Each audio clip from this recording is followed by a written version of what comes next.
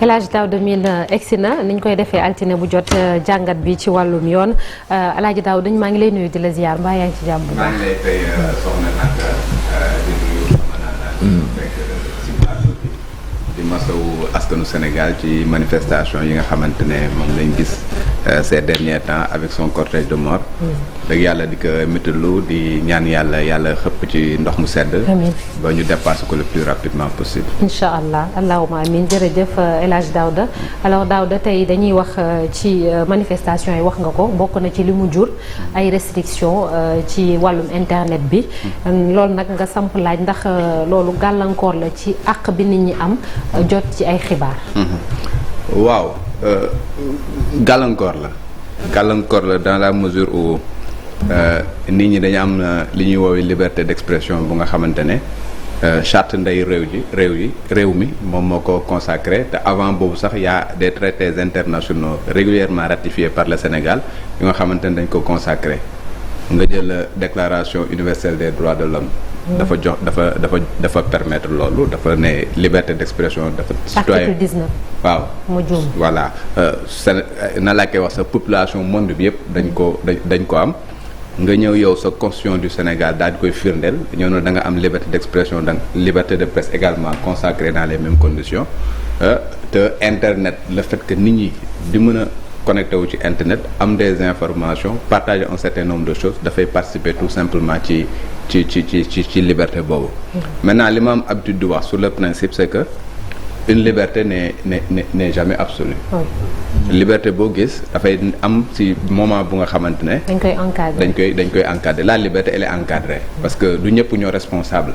voilà su fekkee ne da nga responsable bu soxlawoo ku la tënk soxlawoo ku la wan fan ngay jaar mais boo demee ba nga xamante ne dañ ne am na ñu nga xamante mën nañu responsable am ñu nga xamante mën nañu irresponsable cette liberté là est forcément encadrée.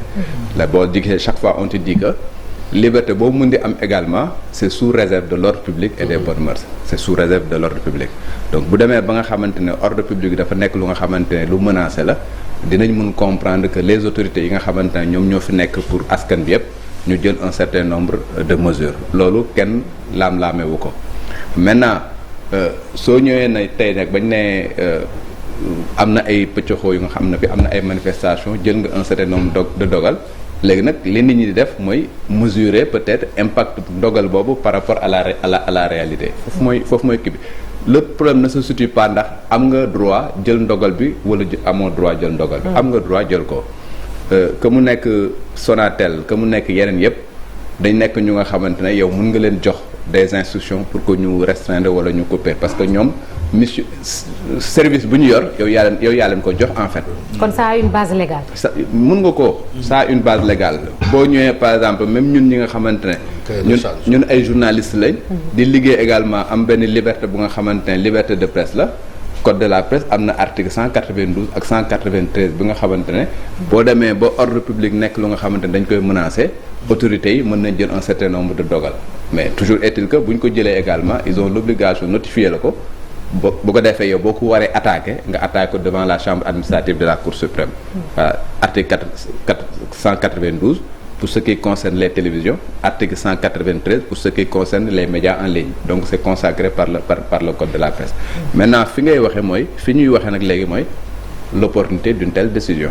foofu je pense que moom mooy kii ba légalité bi ça se discute pas maintenant on parle de l'opportunité.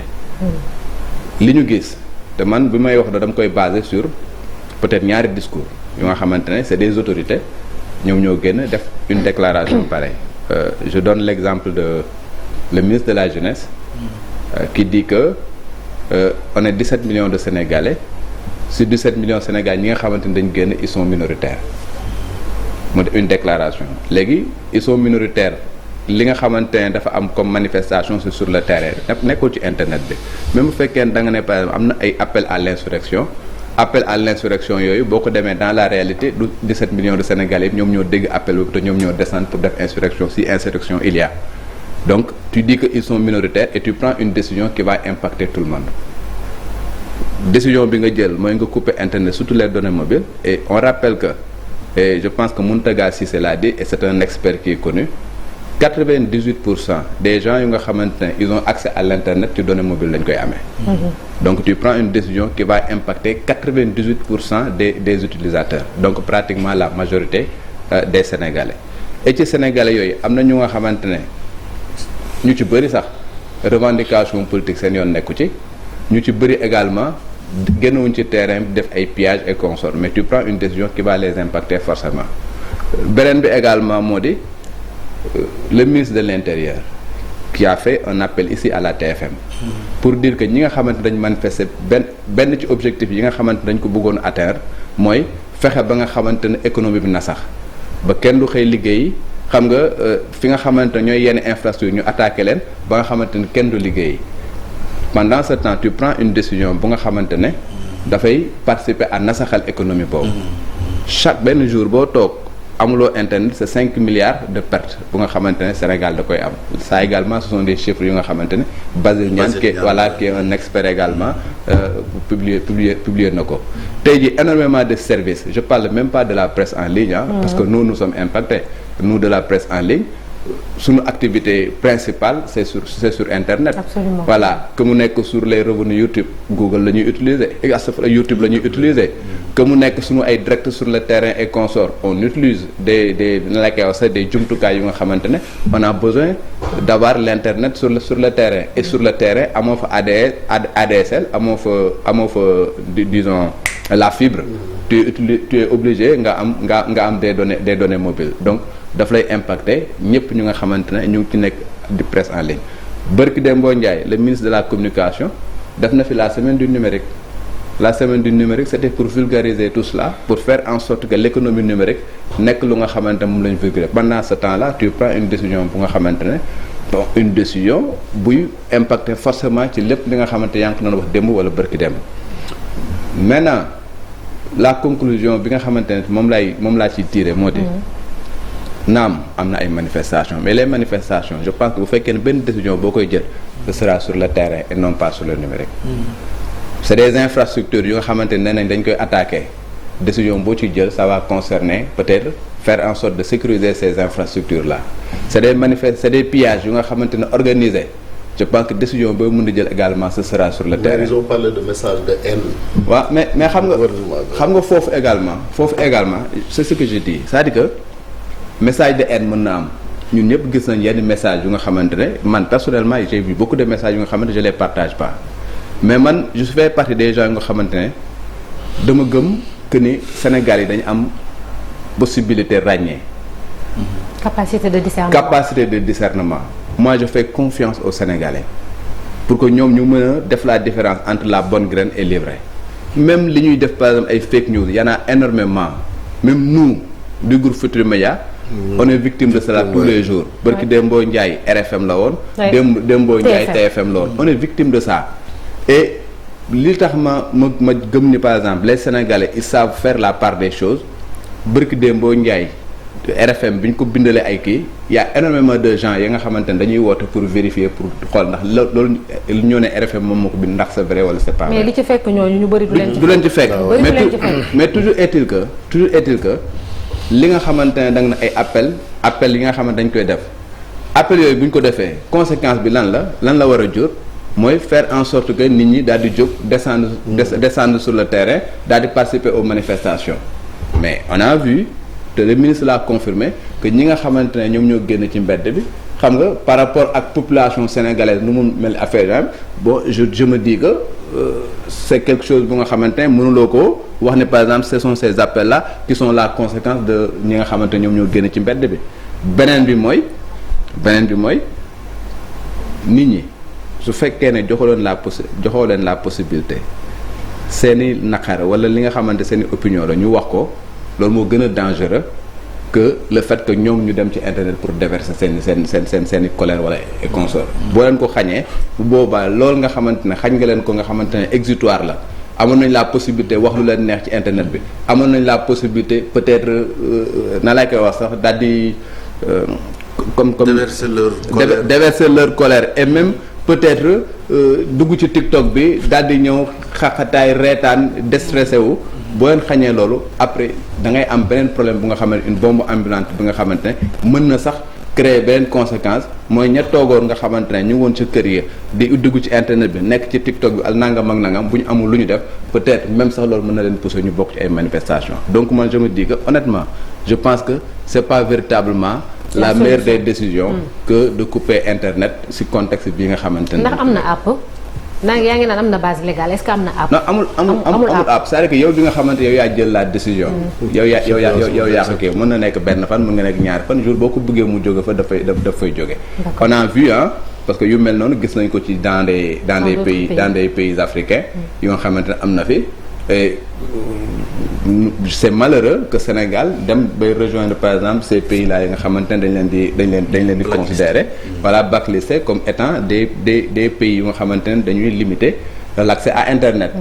Égypte amoon na fi bi nga xamante ne amoon na l'insurrection bi nga xamante ne amoon na fi te mu jële fi. mais est-ce que aussi mbirum sécurité nationale parce que même États-Unis bi nga xamante ni on considère que quand même c'est une grande démocratie gis nañ par exemple Twitter wala ay Facebook ku mel ni Donald Trump gars yi maanaam kii ko dem ba sax kontam ñu daal di koy kii parce qu'ils ont dit que par exemple que moom président bi kàddu yi nga xamante ni moom lay wax baaxul ci Amérique quoi. non on est d'accord c'est-à-dire que tey man Daouda Mine may def par exemple ay discours haineux ay discours yu nga xamante ne dafay saper le moral des troupes nga jël une décision personnalisée daal di restreindre sama liberté ça se justifie parce que man maa ko def et peut-être pour éviter yenn problème nga jël ko mais ce qui ne peut pas être compris mooy nga jël une décision bu nga xamante ne dafay impacter tout le monde.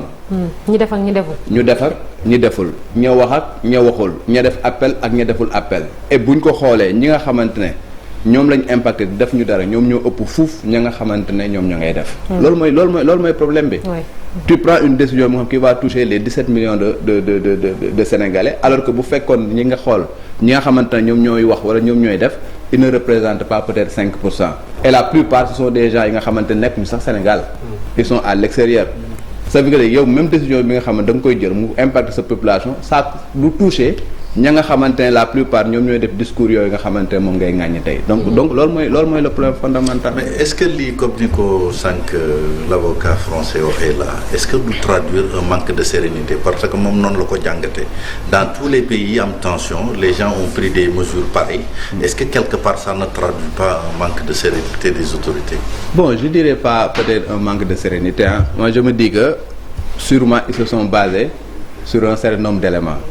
Voilà, il y a peut-être des enquêtes yu nga xamante ne def nañ ko forcément il y a les renseignements généraux qui ont peut-être donné un certain nombre d'informations forcément bu ñu jël une décision ils l'ont pris sur la base d'informations yi nga xamante ne jot nañ ko et je pense que bu ñu ñëwee tamit bay jël décision peut-être leurs conseils et consorts conseillé nañ leen ne leen lii mooy la meilleure décision peut-être pour contenir la situation et consorts mais je me dis que quel que soit luy mën di am boo jëlee une décision également une décision on l'adapte par rapport à une situation et que boo demee également nga jël une décision cette situation bi évoluer d'une manière ou d'une autre également il va falloir également que nga réactualiser ce truc wala au moins nga réadapter ko par rapport à la situation moi je me dis honnêtement que cette mesure là même bu fekkoon jëloon nañ ko il est pas encore trop tard pour que ñu dindi ko. Cheikh. Ouais, bon, je pense que vous avez tout dit mais je me dis que peut-être que ñoom est-ce qu'ils ont tout dit dans cette situation parce que gouvernement mën na ñëw communiquer peut-être que am na loo xamee ni waxu ko parce que moi je me dis que un truc aussi important que ça. su ñu demee bay jël décision bu mel nii normalement ils doivent être entourés de professionnels yoo xamee ni ils vont. Mettre la question sur la table et faire le pour et le contre xam exactement quelles sont les conséquences ak ba fa mu mën a yem normalement. non je suis d'accord avec toi comme li ma wax sànq forcément un état buy jël benn décision am na base bu ñu koy teg je dis même pas que même bu dul base légale am na base bu nga xam ne sur la base des renseignements et sur la base d'un certain nombre d'indicateurs forcément mënul ñàkk parce que mënoo jël rek à l'aveugle nga jël une décision comme ça di nga ko jël am foo nga xam ne da nga ko basé maintenant. comme fi nga waxee fi ñuy pêcher un tout petit peu c'est dans la communication ay que tu prends une décision de cette ampleur là il faut en amont wala au moins boo koy def nga jël la peine daal di wax ak nit ñi ñun ñëpp bu ñu yëgee ces restrictions là c'est Orange qui nous a envoyé des messages pour nous dire que suite à une décision du gouvernement nous avons restreint nangam ak nangam je pense que ça devait pas se passer comme ça c'est-à-dire que le gouvernement via porte-parole aurait pu peut-être ne serait-ce qu'un communiqué pour informer les gens. Et après, il y a eu un communiqué. Après, il y a eu un communiqué. Voilà. Après, il y a eu un communiqué. Après, il y a eu un communiqué du ministre. Et le communiqué du ministre, c'est un ministre. Les gens ne donnent pas véritablement. C'est peut-être suite à des discours haineux et consorts. Mais je dis encore une fois, comme Ninga Wahe, quand tu prends une telle décision, fais l'effort, gagne, voir la population, parce que si tu veux restreindre la liberté des populations également, il va falloir que tu leur expliques un tout petit peu pour que nous adhérions. Parce que si nous adhérons, peut-être tu auras l'effet boomerang. Et ça, c'est pas bon. Merci beaucoup. Merci Daouda Mine ci jàngat bi. Alors léegi dañuy jàll ci ponk bu mujj ci Infos Matin.